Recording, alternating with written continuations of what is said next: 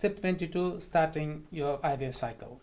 So once you're ready in terms of your general health, your work commitments, and your partner is ready to start IVF treatment, you need to go through your checklist. In the checklist, you need to ensure that your consents are signed, your screening tests are done and up to date, and you have sorted out the finances, and you have received your drugs and test forms, and you have gone through the educational instructions.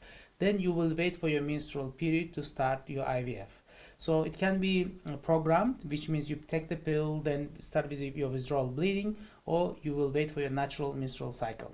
I will explain why we should start IVF at the beginning of your menstrual cycle. That's for three reasons. One, to ensure there's no chance of pregnancy when we are starting IVF. For example, if you're having menstrual period at expected time, and if your HCG level is less than 5, then we are sure that you are not pregnant, then we can start your IVF treatment.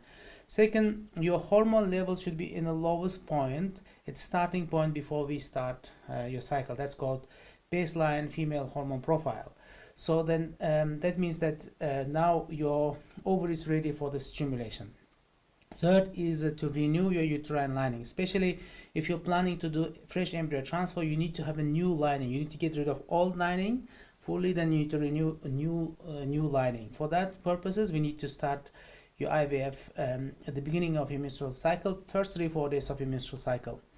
So in terms of female hormone profile, you have a period, then do something called baseline female hormone profile test.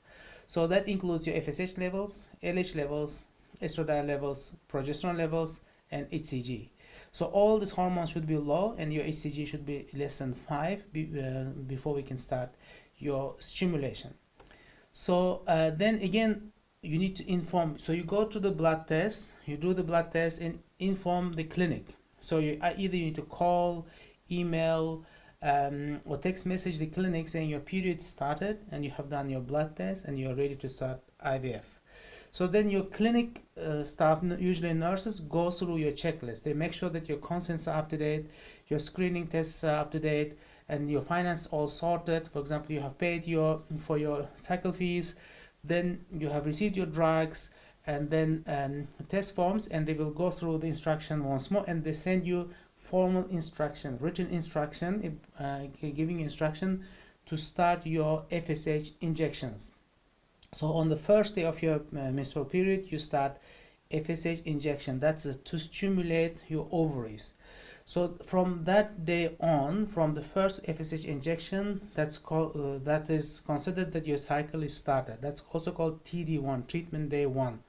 That's very important to define when the starting point of your cycle, because that's important for your clinic, also because they report that day as your in cycle, and they need to report to the regulator that you started IVF treatment cycle, and your success will need to be included in their stats. So if you, let us say, have a blood test and you don't start IVF treatment, then means that you haven't started the cycle.